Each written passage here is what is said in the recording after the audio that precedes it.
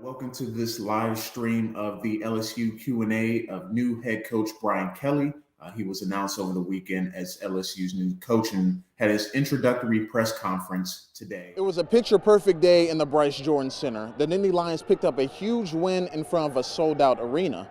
But more importantly, it was a day to recognize a few individuals who made this book come to life.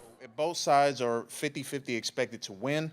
The bet will appear with a minus 110 on both sides.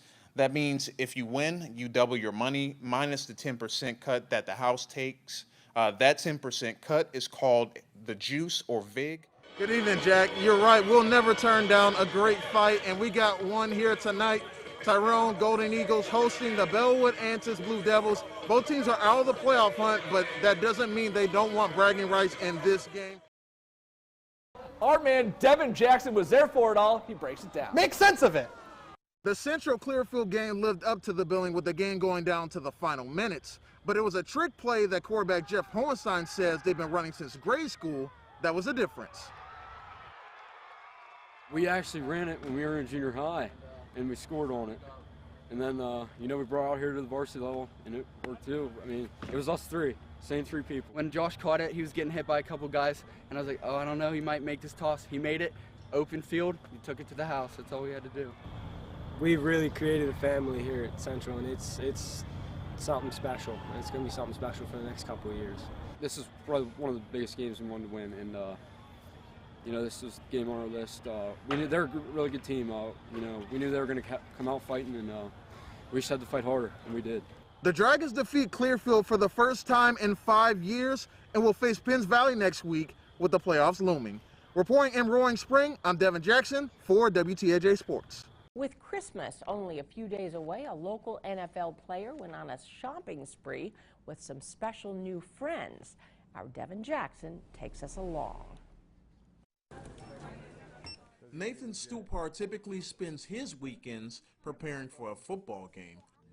I didn't have a phone until middle of high school. But on this particular Saturday afternoon, Stupar isn't playing in a game. We've got the best one. Leave out cookies and milk for Santa, okay? He is playing Santa. We've always wanted to take kids out shopping for a Christmas shopping spree, and this was really our first holiday event that we could actually do. The former Nittany Lion linebacker and his wife, Marissa, started the State of Hope Foundation in 2016. Their goal is to bring joy and positive experiences to low-income families, single parents, and less fortunate children. Every girl has to have a little pair of leather boots. On Saturday, the couple took several local families around Target, allowing them to buy whatever their heart desired. It's something they kind of have to, when it's happening to them, you kind of have to break down that barrier and that wall and try to get them involved and get them laughing and having fun and let them know, hey, it's okay. You know what I mean? This is for you, and you're being blessed. We're blessing you. There were plenty of smiles, hugs, and laughs shared throughout the store. Seeing how thankful the families were left lasting memories for Nathan and Marissa. When you really think about it, you just want to start crying because of how much they appreciate what we're doing for their family, and it's something that kind of in a way maybe we take for granted, that we can go out to the store and buy certain things. It's just a blessing to be able to give back to the community that gave us so much, and we love State College, we love the area around it, and it's our home. Reporting in State College, I'm Devin Jackson, WTAJ News. Were there any bets that you placed preseason that you're still kind of hanging on to in terms of, maybe Super Bowl, a team picking to win the Super Bowl or anything like that? A lot more that I regret not making than I still have pending. With this class, it's pretty top heavy. You got to be able to snag an offensive tackle on receiver and get positions of need in that teen area, because there could be a few quarterbacks taken within those first 15 to 16 picks, which can slide down some talent that would otherwise normally go a little bit earlier. So I think for the Saints, I think their mindset is try to maximize who they can get at the top of the draft.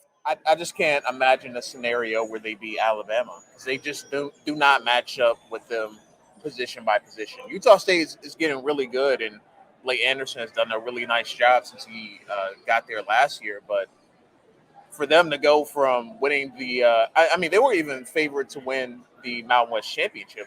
Everyone thought San Diego State was going to roll by them. So I will give them credit for that. But they're not anywhere near Alabama's level in terms of national championship. I just feel like both quarterbacks, I don't think either one is going to play extremely well Yeah, on I Monday agree. night. And I think you'll see a better Jameis Winston against Tampa Bay because he has more of a personal attachment to Yeah, that game. for sure. Saints have a personal attachment to that game. So I think people are going to be a little worried after this game, but I think he'll be fine. Every game, it seems like you're delivering a big blow. What's that mentality come from, like being physical constantly and coming downhill, being very active in the run game? What does that mentality come from you to be able to do that consistently and not shy away from contact but yet embrace it?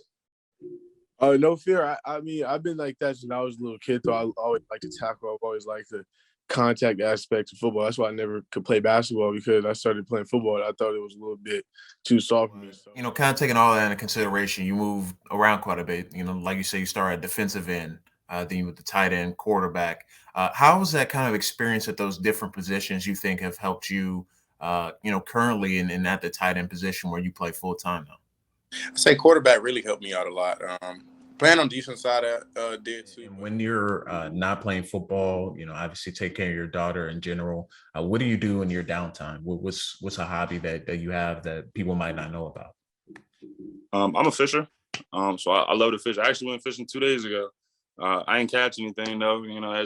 I don't know if there's fish out in this lake or not. I couldn't tell you. I saw that you post a lot of like Bane gifts on Twitter.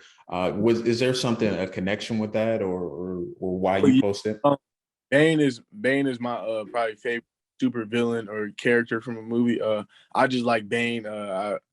It's just I've watched that movie too many times not to like him, and I like him as a character. Thanks guys for coming out to the event again, and I hope you enjoy the rest of the night.